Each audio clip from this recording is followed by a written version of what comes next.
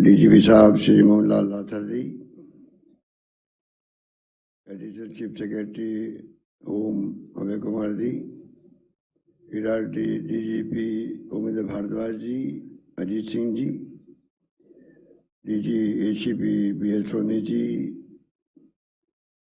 DG Shri Umesh Mishra ji, director RPA Rajiv Sharma ji, समस्त उपस्थित यहाँ एडीजी बैठे हुए हैं, आईजी और तमाम पुलिस के अधिकारीगण, सम्मानित होने वाले तमाम पुलिस के अधिकारीगण, तमाम उनके परिवारजन और मीडिया के साथियों,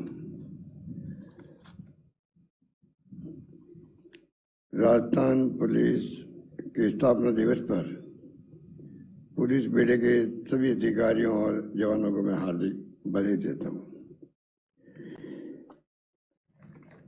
शानदार अभी परेड हुई, उसके लिए तमाम परेड में भाग लेने वाले साथियों को बहुत बहुत मुबारकबाद। बहुत शानदार परेड थी उनकी। और जो सम्मानित हुए हैं पुलिस अधिकारी, उनको मैं अपनी ओर से, आप सबकी ओर से, यहाँ बैठे हुए जितने अतिथिगण हैं उनकी ओर से उनको मैं बहुत बहुत बधाई देना चाहता हूँ। मैं सबसे पहले इस बल के सभी शहीदों को सदापूर्वक स्मरण और नमन करता हूँ, जो शहीद हो गए अपनी ड्यूटी को निभाते हुए।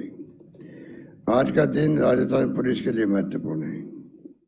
आज ही के दिन 16 अप्रैल 1949 को राजस्थान पुलिस एकीकरण अध्यादेश 1949 के तहत राजस्थान पुलिस संगठन की स्थापना हुई थी। तब से लगातार इसकी संख्या और गुणात्मकता में निरंतर बदलाव आया है।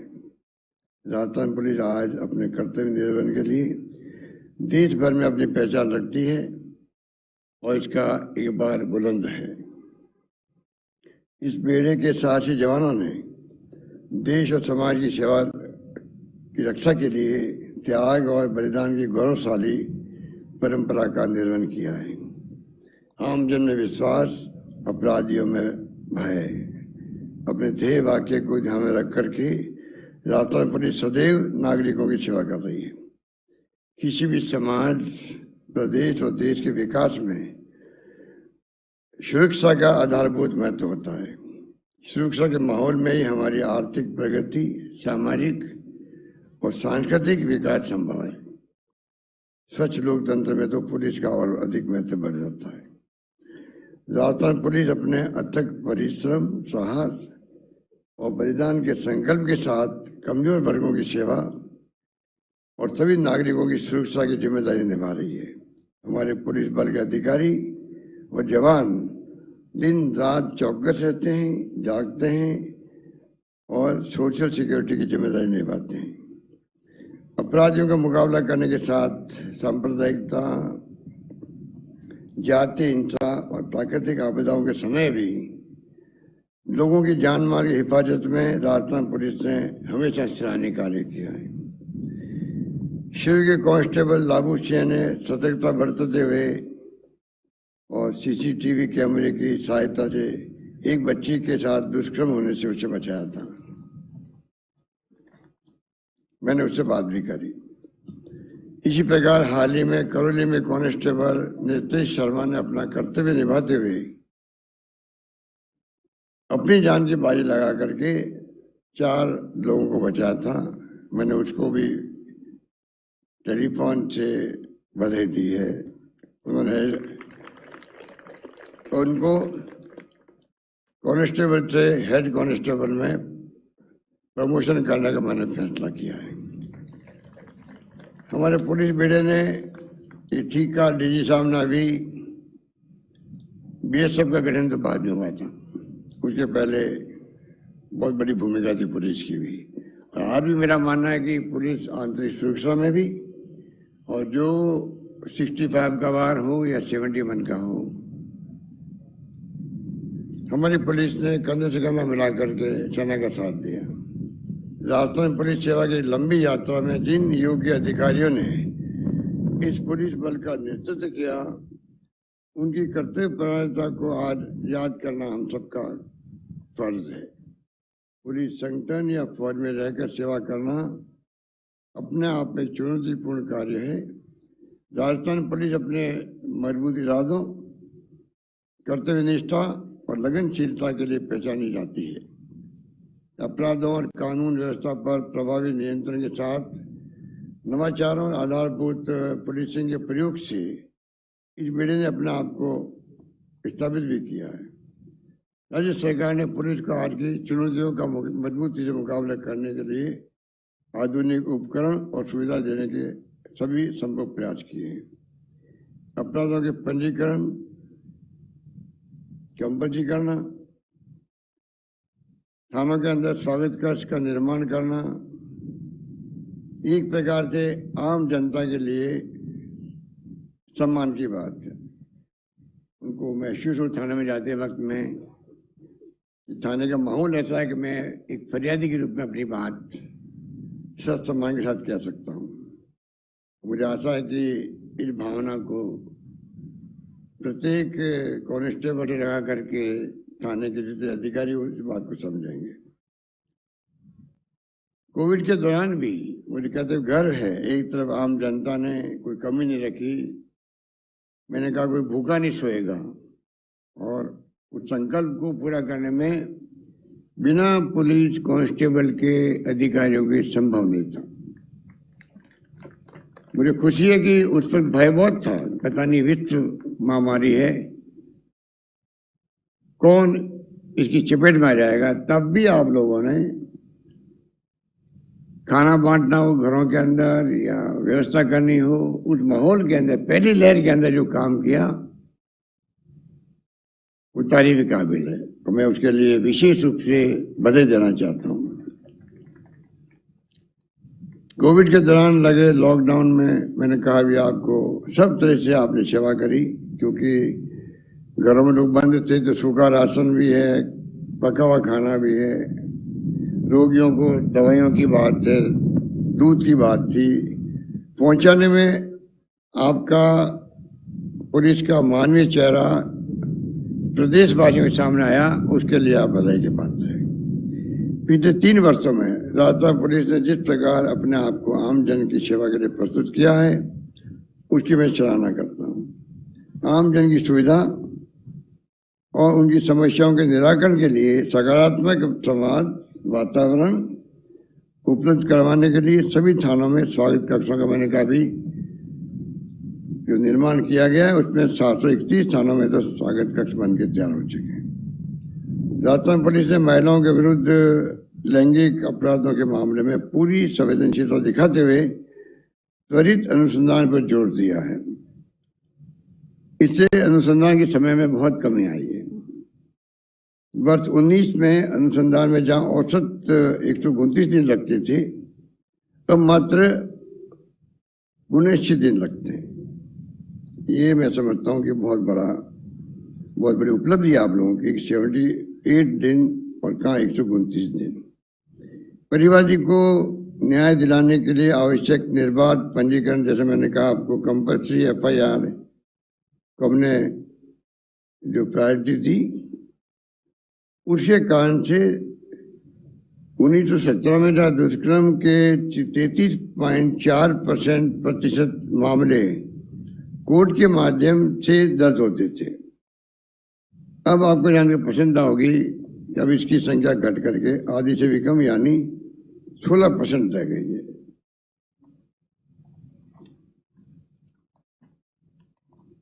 मैं पता था कि पंजीकरण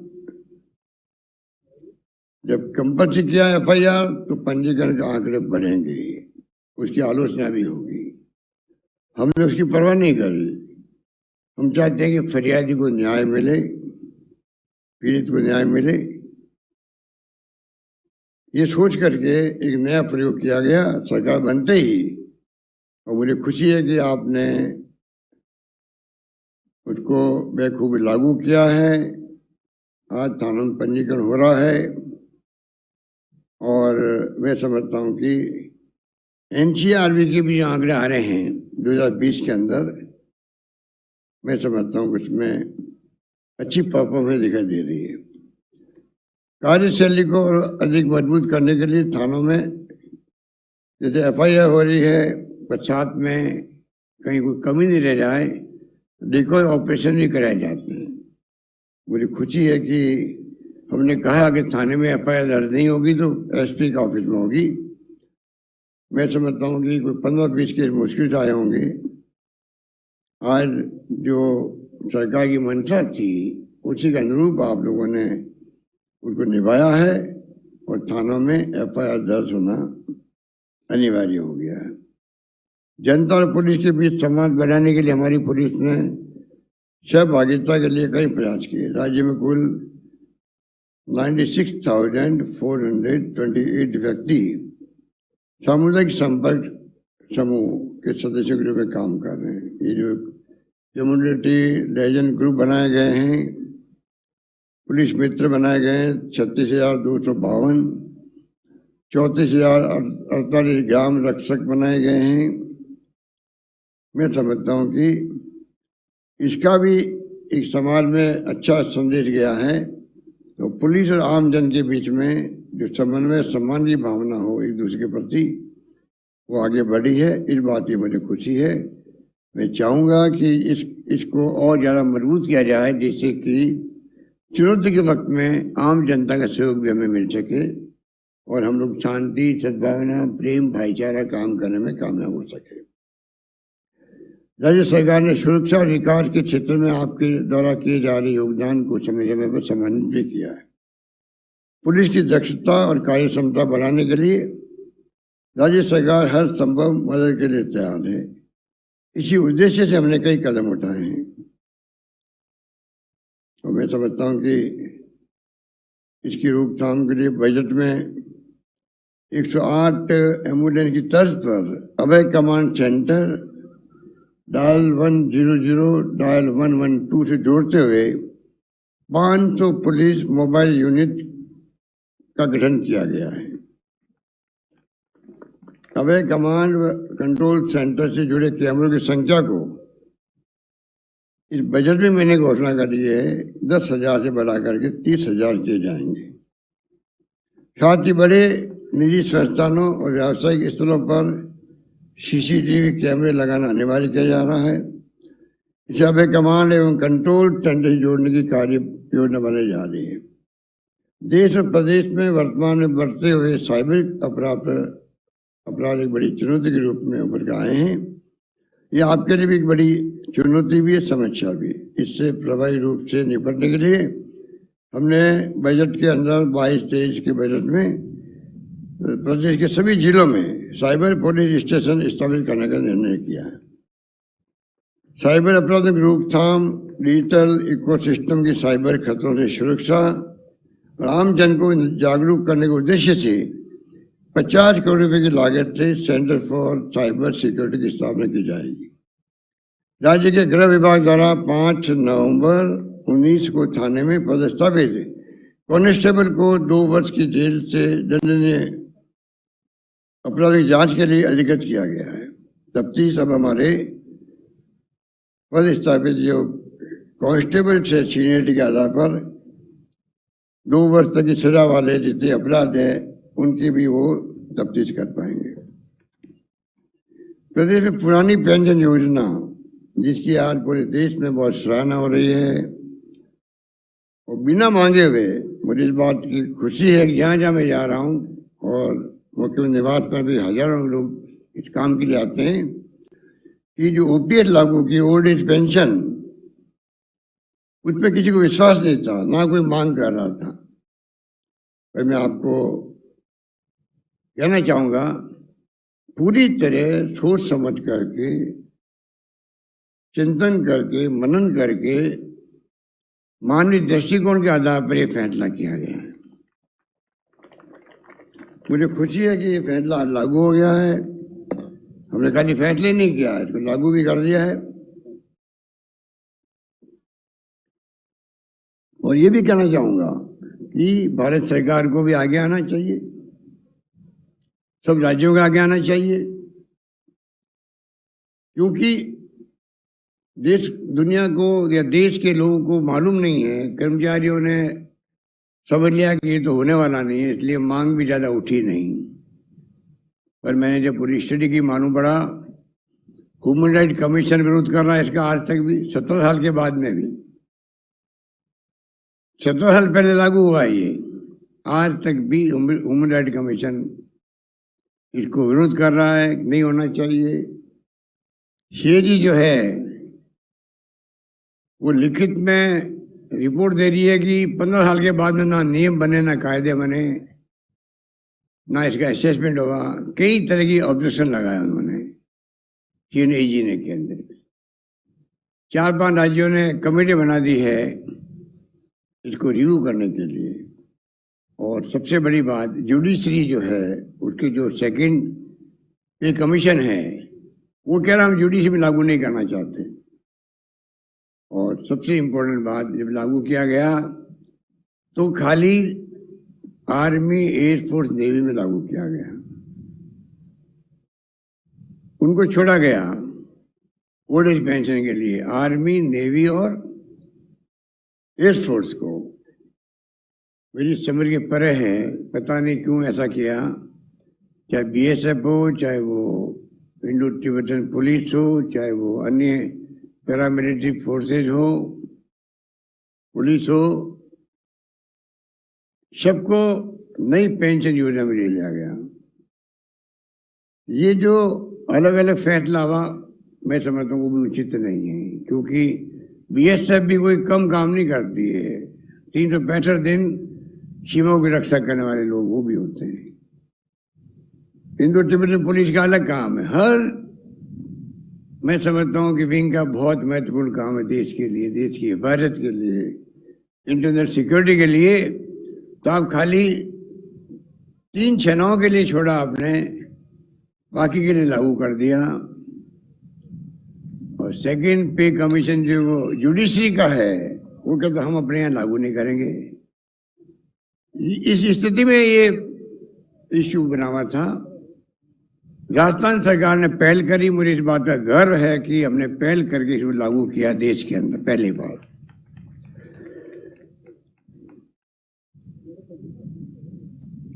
ये बहुत ही बड़ा फैसला है, इसमें इतना वेलकम हो रहा है, लोगों की आंखों में आंसू आ जाते हैं, मिलने आते हैं उनके। क्योंकि 35 साल तक, 38 साल तक सेवा होती है, उस पर वो व्यक्ति हमेशा जो नई पेंशन है उसके अंदर पैसा जमा हो रहा है, कट के वो शेयर मार्केट में जाएगा, म्यूचुअल फंड में जाएगा। पता नहीं 35 साल के बाद में शेयर मार्केट गिरेगा, ऊपर उठेगा, किसी को पता नहीं। उसके आधार पर पेंशन तय होगी। इतनी इनसिक्योरिटी कौन सहन कर सकता है? 35 साल तक एक तरफ हम कहते हैं गुड गवर्नेंस देना चाहते हैं, हम लोग सुशासन देना चाहते हैं। सुशासन भागीदारी होती है अधिकारियों की और कर्मचारियों की होती है, और वो टेंशन में काम करे, पता नहीं बुढ़ापे के अंदर मेरे को कितनी पेंशन मिलेगी, कोई सिक्योरिटी नहीं है। ओल्ड एज पेंशन के अंदर सिक्योरिटी है, आपको मालूम है कितनी पेंशन मिलेगी और डीए के साथ में बढ़ती जाएगी। तो रात दिन का फर्क था, उस फर्क को हमने समाप्त कर दिया राजस्थान के अंदर। इस बात की राजस्थान वासियों को बहुत प्रसन्नता है, कर्मचारियों को प्रसन्नता है। राज्य में कानून व्यवस्था नियंत्रण में रही है। कठिन समय में भी राजस्थान पुलिस अपनी सेवा के बल पर जनता का दिल जीतने में कामयाब रही है। राज्य में लोगों के जान माल, नागरिकों के सम्मान की सुरक्षा करना राज्य सरकार की संवेदनशील, पारदर्शी और जवाबदेह संकल्प के अनुरूप पुलिस प्रशासन प्रदान करना आपका लक्ष्य रहना चाहिए। आप हमेशा इस बात को ध्यान में रखें कि किसी के साथ नाइंसाफी नहीं हो। ये मैं विशेष रूप से कहना चाहूँगा, चाहे कोई राजनीतिक कार्यकर्ता है, चाहे वो सरकारी कर्मचारी है, किसी विभाग का। पहला कर्तव्य हमारा है कि हम कानून की राज को स्थापित रखें, संविधान का सम्मान करें, किसी के साथ नाइंसाफी नहीं हो। चाहे किसी की सिफारिश आए, कम से कम पीड़ित पक्ष के साथ में न्याय करने की पहली जिम्मेदारी हम सबकी बनती है, मेरा ये मानना है। और पुलिस के प्रति आम जनता का विश्वास बना रहे, इकबाल बुलंद रहे, ये मेरा मानना है। पुलिस की दबाव में काम नहीं करे, किसी बड़े से बड़े व्यक्ति की सिफारिश पर भी किसी के साथ अन्याय नहीं हो, ये आप सुनिश्चित करें। राज्य में पेशेवर व आदतन अपराधियों पर कड़ी निगरानी, कठोर कानूनी कार्रवाई, आम जनता विशेषकर महिलाओं, कमजोर वर्गों के व्यक्तियों की सुरक्षा और उनकी समस्याओं का समाधान करने में कभी कोताही नहीं बरतें। थानों में जन केंद्रित सुविधाओं का विकास, पुलिस कर्मियों का कल्याण, उनकी तकनीकी कार्य क्षमता बढ़ाना हमारी प्राथमिकता रही है। इस दिशा में तेजी से हम काम करना चाहेंगे। हमें याद रखना चाहिए कि एक पुलिसकर्मी कितना भी बड़ा अधिकारी कौन बन जाए, वह जनता का सेवक रहता है। राजस्थान पुलिस जन सेवा के ध्येय के साथ राजस्थान और देश की जनता की सेवा में हमेशा की तरह तन मन धन से समर्पित रहेगी, ऐसा मेरा विश्वास है। आने वाले समय में हमारी नई चुनौतियों से हमें सामना करना पड़ेगा। जो माहौल देश में बन चुका है वो तनाव का है, हिंसा का है, अविश्वास का है। ये चिंता का विषय है, देश के सामने चुनौती भी है। तो इसीलिए आप देखते हैं कि धार्मिक उत्सवों पर कई बार तनाव होता है, कई बार दंगे भड़क जाते हैं। बहुत बड़ी चुनौतियां आपके सामने है। मुझे खुशी है कि राजस्थान पुलिस ने अभी रामनवमी पे भी जो माहौल बनाया, डीजी साहब ने, एसीएस होम ने, सीएस ने, सबने जो मैसेज दिया राजस्थान पुलिस को, उसका परिणाम आपके सामने है। राजस्थान करौली के बाद में जिस प्रकार से उत्सव मनाए गए, सब धर्मों के लोगों ने मिलकर के फूल बरसाए, एक अलग नज़ारा था, एक मैसेज गया पूरे देश के अंदर कि राजस्थान के अंदर किस प्रकार से धार्मिक उत्सव, शांति व सद्भाव कायम रहा। हम चाहेंगे कि ऐसा ही माहौल हमेशा के लिए बना रहे। वो आपकी मदद से ही संभव होगा, ऐसा मेरा मानना है। मुझे विश्वास है कि आप पूरे राष्ट्र में सर्वश्रेष्ठ पुलिस बल के रूप में अपनी पहचान बनाने में सफल रहेंगे। वैसे हमने बहुत फैसले किए हैं, आप सबको वैसे तो जानकारी है, पर मैं कुछ फैसलों के बारे में आपको बताना चाहूँगा जो कि सरकार के ध्यान में रहे हैं और जो डीजी साहब कह रहे थे अभी, जो इन्होंने मांग करी उससे अधिक दिया गया है। ये तो बहुत कम होता है, क्योंकि सरकार और फाइनेंस डिपार्टमेंट हमेशा तकलीफ में रहते ही हैं, तो इसलिए कटौती करने की भावना रहती है। पर ये पहली सरकार है जो मांगता है उससे ज्यादा मिल रहा है उसको। चाहे विकास की बात हो, चाहे हमारे डीजी साहब कह रहे थे जो इन्होंने मांग की थी उनसे ज्यादा फैसले हमने इनके पक्ष में किए हैं। जिसमें देखिए पुरानी पेंशन की बात मैंने अभी करी, अब बुढ़ापे की चिंता समाप्त हो गई है। कोविड ड्यूटी करते हुए जान गंवाने वाले पुलिसकर्मियों के परिवार को एक मुश्त 50 लाख रुपए देने की सहायता की मैंने घोषणा करी थी।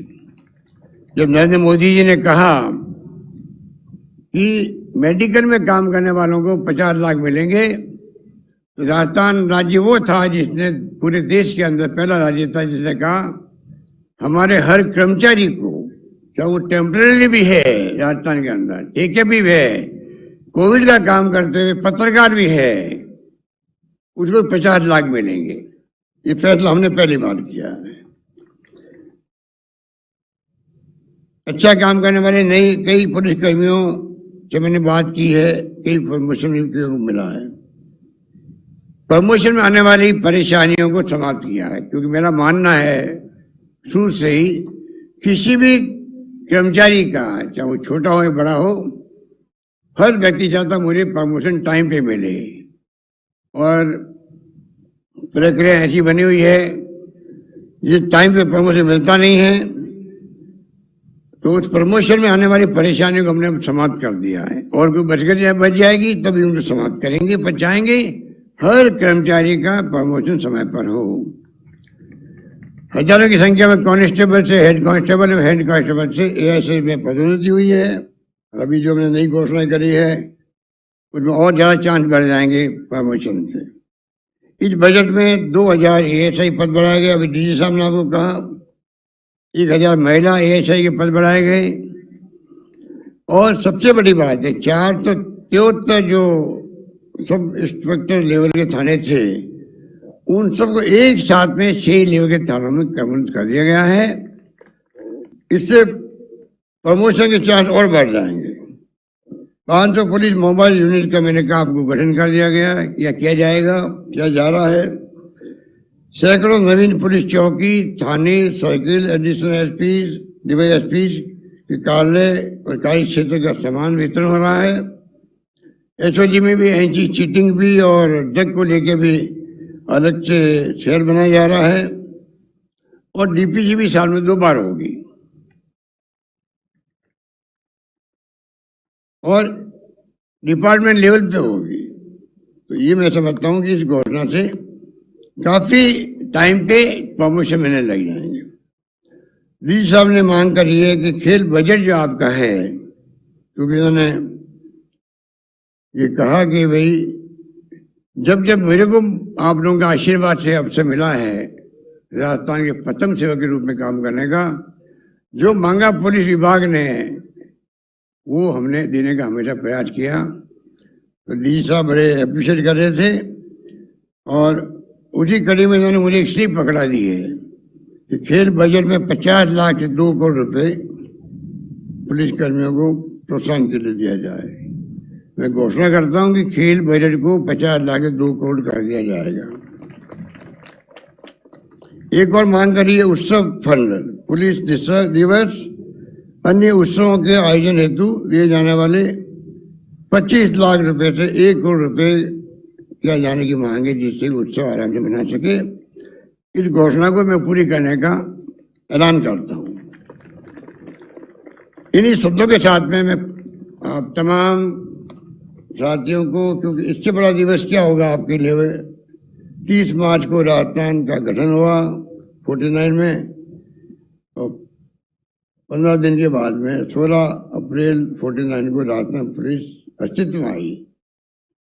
तो पुलिस स्थापना दिवस से बड़ा अवसर क्या होगा खुशी का, मुबारक का। उसके लिए मैं पुनः अपनी ओर से, आप यहाँ बैठे हुए हमारे साथी हैं, अतिथि हैं, उन सबकी ओर से, तो प्रदेशवासियों की ओर से पूरे पुलिस परिवार को बहुत बहुत बधाई है, मेरी शुभकामनाएं। धन्यवाद। जय हिंद। धन्यवाद। बहुत शुक्रिया सीएम साहब। और अब देश की सर्वश्रेष्ठ पुलिस अकादमी की यादों का एक छोटा सा स्मृति चिन्ह मुख्य अतिथि महोदय के लिए।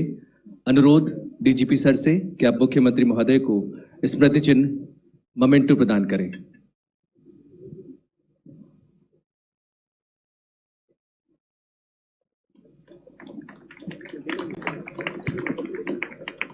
देश की सर्वश्रेष्ठ पुलिस अकादमी की यादों का एक छोटा सा स्मृति चिन्ह मुख्य अतिथि महोदय के लिए।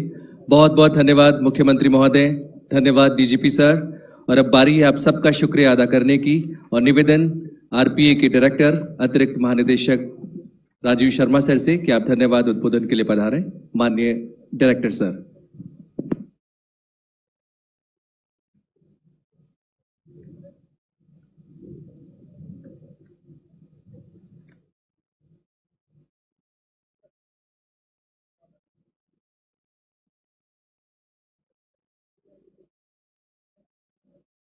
परम आदरणीय माननीय मुख्यमंत्री राजस्थान श्रीमान अशोक गहलोत जी,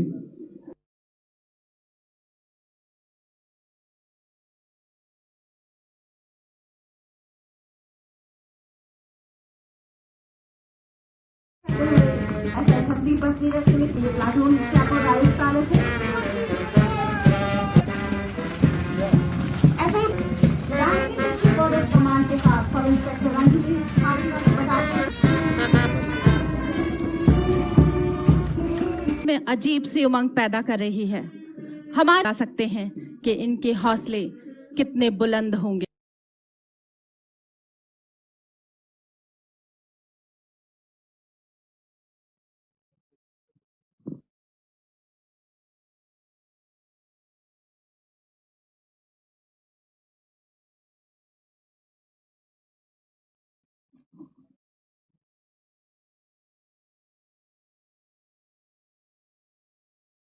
तेजी से बदलते आपराधिक परिदृश्य और नवीन प्रकार के अपराधों से निपटने में पुलिस के प्रयासों को हर संभव सहयोग प्रदान करने हेतु हमारा प्रशासनिक तंत्र सदैव हमारे साथ है।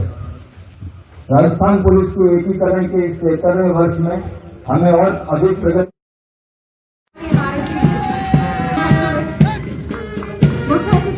का अभिवादन करते हुए ऐसे 36 प्लाटून चाको राजस्थान से ऐसे कमान के साथ सब इंस्पेक्टर अंजलि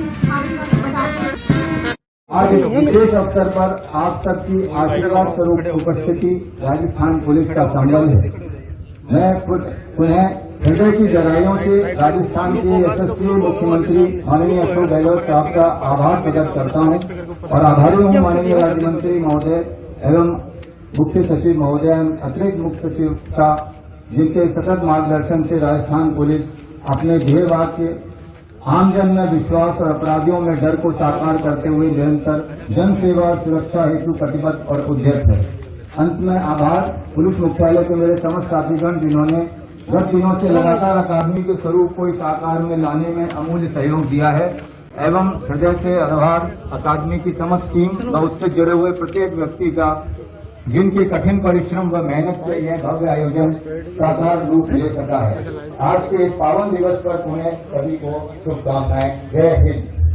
बहुत धन्यवाद डायरेक्टर सर।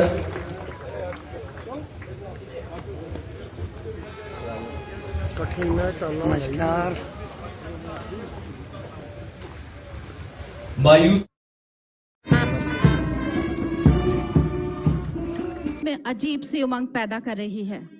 हम आ सकते हैं कि इनके हौसले कितने बुलंद होंगे। जयपुर की फिजा में जो सुनहरी इबारत लिखी है, उस पर हम सभी को फख्र रहेगा। तुम समय की रेत पर छोड़ते चलो निशान, तुम समय की रेत पर छोड़ते चलो निशान, देखती तुम्हें जमीन, देखता है आसमान। परेड निष्क्रमण की आज्ञा के लिए सजे हुए कंधों के साथ parade commander IPS professor Manish Kumar मुख्य अतिथि महोदय के बिल्कुल करीब पहुंचते हुए 2020 बैच के मनीष कुमार।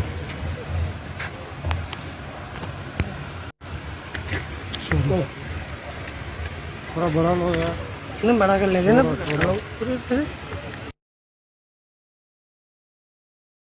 श्री बनवारी लाल, 5वीं बटालियन